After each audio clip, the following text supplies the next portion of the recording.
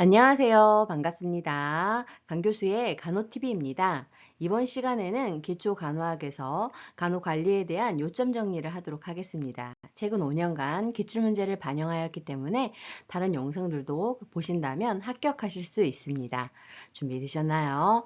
잘 들어요. 출발! 간호관리는 간호조무사 자격시험 100문제 중에서 2문제가 출제되고 있는 교과목입니다. 4개 영역으로 나누어지게 되는데 이 중에서 간호조무사의 직업윤리와 태도에서 국가고시 문제가 대부분 출제가 되고 있습니다. 그 밖에도 병원의 기능과 간호조무사의 업무 부분에서 간헐적으로 출제가 되고 있습니다.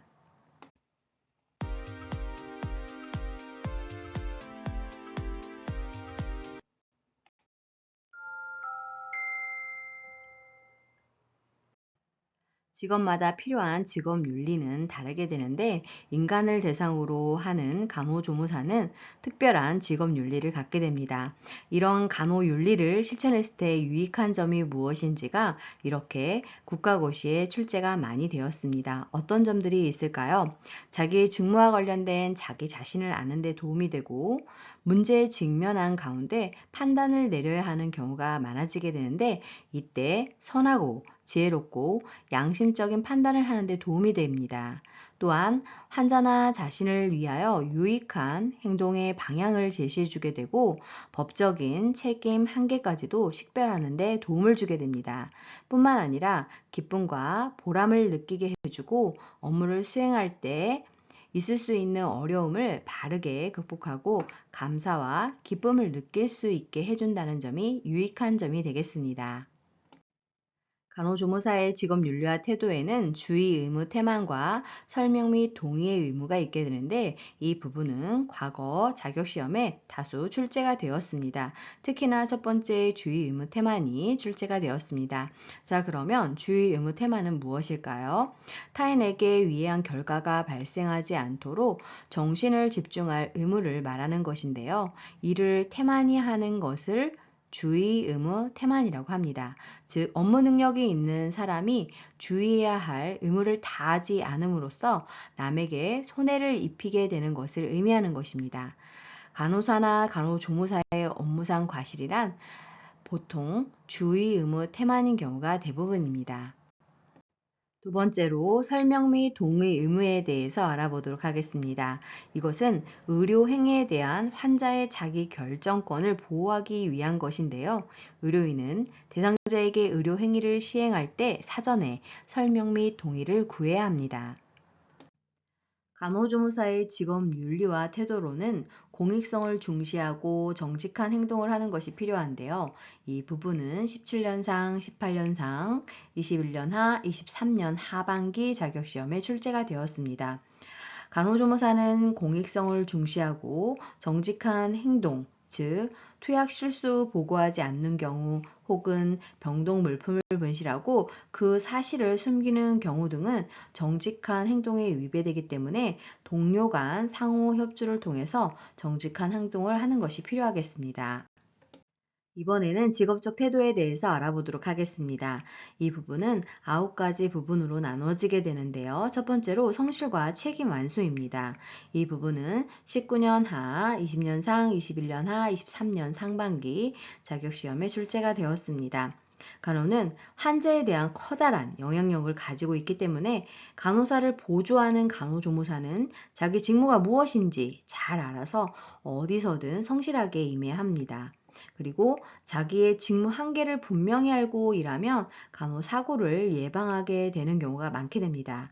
그리고 양심적으로 자기의 직무를 성실히 수행하면 간호 대상자로부터 존경과 신뢰를 받을 수 있게 되고 간호조무사는 환자의 생명을 다루는 일을 하기 때문에 책임을 다해야 합니다. 두 번째로는 협조하는 태도가 필요합니다. 간호 업무와 연관이 있는 모든 직업인들과는 상호 협조하는 태도를 가져야 하는데요. 특히 업무상 간호사와의 협조는 불가피하게 됩니다. 간호조무사는 간호사의 보조자이며 간호사의 업무상 지시를 잘 수행해야 합니다. 세 번째로는 친절해야 합니다. 이 부분은 21년 하반기에 출제가 되었는데요. 육체가 질병에 걸려서 고통을 받게 되면 정신도 쇠약해지게 됩니다. 질병에 대한 고통뿐만 아니라 여러 가지 불안, 공포, 걱정에 쌓여 있는 경우가 많기 때문에 세심한 관찰로 불안과 걱정의 이유를 알아내고 그것을 덜어주어야 합니다. 환자의 요구사항이 무엇인가를 잘 파악하여 환자를 편안하게 해주고 환자에게 치료상 도움이 되는 행동을 해야 합니다. 네 번째로는 예의를 갖춰야 합니다. 간호조무사는 예의 바르게 행동을 해야 하는데요. 사람은 누구나 다 항상 교양을 쌓고 좋은 말을 쓰는 습관을 기르고 상냥하고 품위 있고 단정한 행동을 해야 합니다. 훌륭한 형식은 진실한 마음이 받침이 되어야 진가를 나타내기 때문입니다. 예의 기본은 친절한 마음씨, 남의 처지를 이해하고 남을 위할 줄 아는 따뜻하고 다정한 마음씨에 있다는 것을 알아야 합니다. 다섯 번째로는 교양이 있어야 합니다. 교양이란 그 사람이 지니고 있는 소양과 높은 이성을 말하게 되는데요. 교양이 있는 사람은 그 행동이 문화적이고 우아하고 단정한 사람입니다. 간호조무사는 환자 앞에 단정하고 따뜻한 모습이어야 하고 이러한 모습은 환자로 하여금 병원과 직원에 대한 신뢰감을 느끼게 할 것입니다. 다음에 해당하는 부분은 최근 공개된 자격시험이나 과거 간호조무사 자격시험에 다수 출제가 되었는데요. 중요하니 잘 알아두세요. 환자가 물건이나 음식을 병실에서 대접하려 할 때에는 고마운 마음을 표시하고 물건이나 음식을 받지 않도록 해야 합니다. 간호조무사로서의 품위 유지를 위해서 또한 항상 노력을 해야 하겠습니다. 여섯 번째로 시간 엄수입니다. 이 부분은 20년 상하반기, 22년 상반기, 23년 상반기 자격시험에 출제가 되었던 중요한 부분입니다. 간호조무사가 병원급에서 근무를 하게 되면 교대 근무를 하게 되는데요. 출퇴근 시간을 정확히 지켜서 다른 근무자에게 피해를 주지 않도록 해야 합니다. 간호사를 보조하는 팀의 일원이기 때문에 출퇴근뿐만 아니라 모든 업무 처리에도 시간을 지키는 습관을 기르는 것이 필요합니다. 그리고 임의로 근무 시간을 바꾸든지 대리 근무를 해서는 안 되고 근무 시간을 변경해야 할 때에는 가능한 한 일찍 간호 관리자에게 사유를 설명해야 합니다. 일곱 번째로는 건강입니다. 이 부분은 20년 하반기에 출제가 되었는데요. 교대 근무와 환자 간호를 돕기 위해서는 먼저 건강하고 강인한 체력을 가져야 합니다. 환자 간호를 돕기 위해서는 먼저 자신이 건강해야 간호를 능률적으로 할 수 있고 환자에게 활력을 줄 수 있기 때문입니다. 그래서 간호조무사는 손을 자주 씻고 손끝으로 하는 일이 많기 때문에 손을 잘 보호해야 하고 서서 하는 일이 많기 때문에 발이 상하지 않도록 주의해야 하겠습니다. 뿐만 아니라 본인의 질병을 환자에게 옮기는 일이 없도록 하며 또 감염성 질환의 환자를 취급할 때도 환자로부터 감염되지 않도록 주의해야 하겠습니다. 이를 위해서 보호장구를 착용하는 것이 필요합니다. 여덟 번째는 휴식입니다. 이 부분은 20년 하반기에 출제가 되었는데요. 근무 시간 동안 충실히 업무를 수행하려면 적어도 8시간은 수면을 취하는 것이 필요합니다. 그 이유는 심신의 피로가 쌓이게 되면 초조하게 되어서 업무 수행 능력이 떨어지게 되고 주의력 산만으로 실수를 초래하게 돼서 환자나 자기 자신에게 돌이킬 수 없는 피해를 발생시킬 수 있기 때문입니다. 특히나 야근 다음 날에는 특히 주간의 충분한 휴식과 수면을 통해서 건강을 유지하는 것이 필요합니다. 아홉 번째로 복장과 외모입니다. 이 부분은 19년 하반기에 출제가 되었는데요. 복장은 기관에 따라 그 직종에 해당되는 통일된 제복을 착용합니다. 간호조무사의 복장은 간호사의 복장과는 구별하도록 되어 있는데 일반적으로 색에 의해서 구분이 되고 있습니다. 복장을 착용하는 것은 간호조무사의 상징이자 위생적으로 깨끗한 차림을 하기 위한 것이고 또한 깨끗한 마음의 표현이기도 합니다. 그리고 근무 시간에는 항상 복장을 착용하고 근무 시간 이외에는 그 착용을 금하며 근무지 이외의 곳에서 입고 다니는 것을 금해야 합니다. 복장을 입을 때는 겉옷뿐만 아니라 내의도 깨끗한 것을 입어야 하는데요. 복장 밖으로 내의가 비쳐나오지 않도록 하고 신도 굽이 났고 소리가 나지 않는 활동이 편한 신을 단정히 신어야 하겠습니다.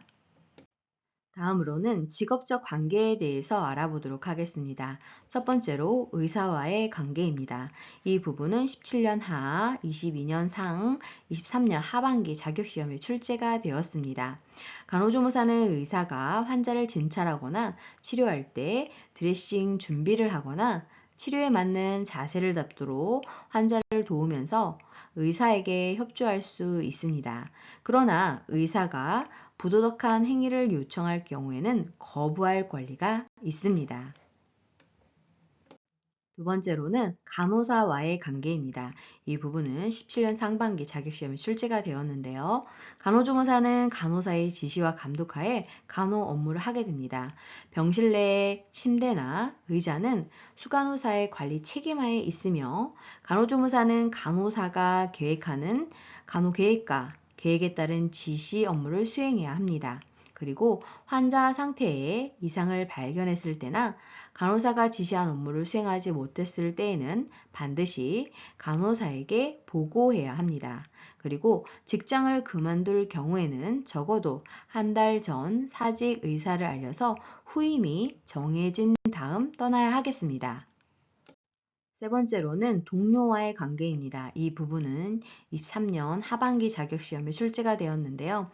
간호조무사는 대개 병원이나 보건소에서 여러 사람과 협력하여 근무를 하게 됩니다. 작은 병원인 경우에는 가족적 분위기로 인간관계가 친밀해지지만 큰 병원에서는 다수의 직원이 근무하게 되어서 직원끼리 서로 가까워지기 어렵게 되고 간호조무사의 수도 많아지게 되기 때문에 서로 협력하지 못하여 갈등을 일으키는 경우가 있습니다. 예의 바르고 친근하게 대하고 협력하는 태도는 갈등 요인을 제거할 뿐만 아니라 갈등이 일어나더라도 해결하기가 쉬워집니다. 네 번째로는 환자와의 관계입니다.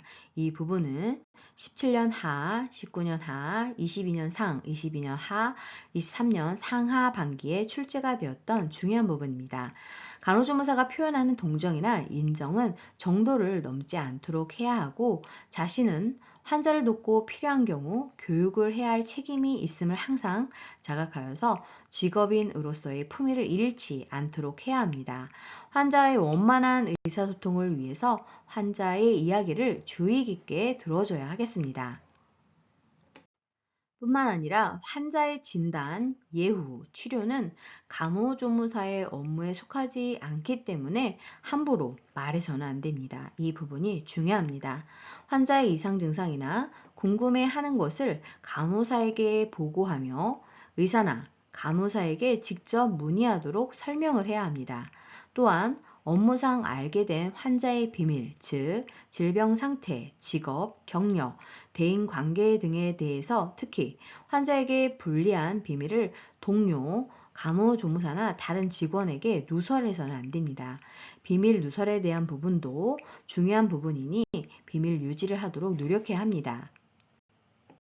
그리고 언론기관에서 질환에 대한 면담을 요청하는 경우에는 반드시 의사나 간호사에게 알리도록 해야 합니다.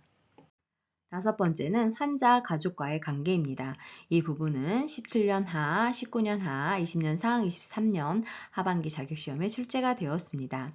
환자의 상태나 의사의 치료 방침에 대해서 환자의 가족으로부터 질문을 받을 수 있게 되는데 이럴 때에는 의사나 간호사에게 묻도록 가족에게 친절하게 설명을 해줘야 합니다. 환자 가족들에게 간단한 간호법과 예방 조치를 교육할 기회가 있으면 간호사의 지시에 의해서 교육을 해야 합니다. 교육할 수 있는 내용으로는 병원의 규칙, 오물 처리, 조리실 등을 알려줘서 입원 생활의 불편을 덜어주고 환자 주변을 깨끗이 정리하도록 협조를 구할 수 있습니다. 여섯 번째는 지역사회와의 관계입니다. 지역사회도 간호사업의 대상이기 때문에 간호조무사는 그 지역 내의 보건 및 각 사회기관에서 건강교육과 질병 예방에 관한 협조 요청이 있으면 협조를 해야 되겠습니다. 병원의 기능의 첫 번째는 환자의 치료를 하는 것입니다. 이것은 병원 기능의 중심이 되는 것인데요. 질병을 신속, 정확하게 진단하고 치료하는 곳입니다. 두 번째로는 공중보건적 활동을 하게 되는데요. 보건소와 같은 기관이 중심이 되는 것이지만 이들과 협력해서 지역사회 주민의 건강 향상을 위해서 노력해야 합니다. 세 번째는 의료인의 교육입니다. 대학 부속병원은 의과대학 간호대학생의 교육을 첫째 목적으로 하는 것이지만 그 이외 모든 병원에서 의사, 간호사를 비롯해서 여러 직종의 직원을 훈련하고 재교육하는 데 목적이 있게 됩니다. 네 번째로는 연구하는 것인데요. 병원 관련 분야에 관해서 연구해서 의학 관련 분야의 발전에 이바지를 하고 있습니다. 자, 이번에는 간호조무사의 업무에 대해서 알아볼까요? 첫 번째는 환경 정비하는 업무를 하게 됩니다. 병원의 온도, 습도, 채광, 환기에 유의를 하면서 병실이 청결하고 정돈된 상태를 유지하도록 하는 것은 간호조무사의 책임입니다. 면회인을 제한하고 적정수의 침구와 환희를 항상 청결하게 유지하는 것 또한 간호조무사의 업무에 해당이 되며 17년 하반기에 출제가 되었습니다. 두 번째로는 환자를 관찰하는 일입니다. 환자가 정신적, 육체적으로 필요한 것이 무엇인지 알아보고 환자의 증상을 잘 관찰하여 담당 간호사에게 보고해야 합니다. 세 번째로는 검사물을 수거하고 확인하는 업무인데요. 검사물에는 대변, 소변, 가래, 혈액 등이 있습니다. 이 검사물을 지시받은 대로 정확하게 수거하거나 검사실로 가져다 줘야 하는데 빠뜨리거나 정한 시간에 제출하지 못한 경우에는 담당 간호사에게 보고하고 다시 지시를 받아야 합니다. 네 번째는 식사 보조 업무입니다. 질환에 따라서 식사는 투약처럼 중요하기 때문에 간호조무사는 정확한 식사를 하도록 해야 하며 특별시기 환자는 자기 마음대로 음식을 먹지 못하게 하고 환자의 음식 섭취 상태, 즉 식욕 상태, 좋아하는 음식을 담당 간호사에게 보고해야 합니다. 뿐만 아니라 앉을 수 있는 환자의 경우 앉을 자리 및 식사상을 놓기 위한 자리 준비에 이르기까지 세밀하게 도와야 하는데요. 만일 환자가 누워 있을 때에는 머리를 왼편으로 돌려 눕게 하고 침대 위 또는 머리맡 위에 식사상을 놓아야 합니다. 보행이 가능한 환자는 의자 또는 휠체어에 앉아서 먹도록 하고 만일 혼자 먹지 못하면 도와야 하겠습니다. 다섯 번째는 개인 위생을 보조하는 역할입니다. 환자의 전신 또는 부분적 목욕을 돕고 거동을 못하는 환자는 목욕을 시켜줘서 피부의 청결을 도모해야 합니다. 아침과 저녁에는 양치질을 하도록 하고 금식 환자나 흡인 치료 환자, 열이 높은 환자는 특별히 자주 구강 간호를 시행해야 하겠습니다. 그리고 환자의 배설을 잘 관찰하며 배설물은 위생적으로 처리하고 만약 배설이 정상이 아닌 경우 담당 간호사에게 곧 보고를 해야 합니다. 그리고 충분한 수면을 취하도록 돕고 조용한 환경을 조성하고 은은한 불빛으로 조절하며 방의 온도는 너무 덥거나 춥지 않게 해야 합니다. 여섯 번째로 간호조무사의 업무는 환자 교육입니다. 이 부분은 17년 하반기, 18년 상반기, 19년 하반기, 20년 상반기, 22년 상반기 자격시험에 출제가 되었던 중요한 영역입니다. 잘 알아두세요. 환자가 질문할 때 모르는 일이나 위험한 일 또는 환자의 상태에 관하여 담당 간호사에게 의뢰하도록 환자에게 설명을 해야 합니다. 간호조무사는 간호사의 업무상의 보조자이기 때문에 간호사의 지시에 의해서 움직여야 하며 지시된 보조적 업무의 한계를 임의로 넘어서는 안 됩니다. 간호사와는 사적인 관계로 되어서 공적인 업무에서도 분별 없이 일하기 쉬우나 간호조무사의 업무 한계를 명확히 지키는 것이 중요합니다. 자, 그러면 간호조무사가 되려는 사람은 어떤 사람이 자격 인정을 해주는 것일까요? 바로 보건복지부 장관이 자격 인정을 해주게 됩니다. 그리고 간호조무사의 자격 인정과 보수 교육 등에 관해 필요한 사항은 보건복지부령으로 정하고 있습니다. 마지막으로 병원 행정에 대해서 알아보도록 하겠습니다. 병원 간호행정은 환자를 중심으로 이루어져야 합니다. 그리고 환자 식사를 위한 계획은 의사에게 책임이 있습니다. 수고 많으셨습니다. 좋아요와 구독 꾹 알람 설정 눌러주시면 새로운 강의 동영상을 만나보실 수 있습니다. 감사합니다.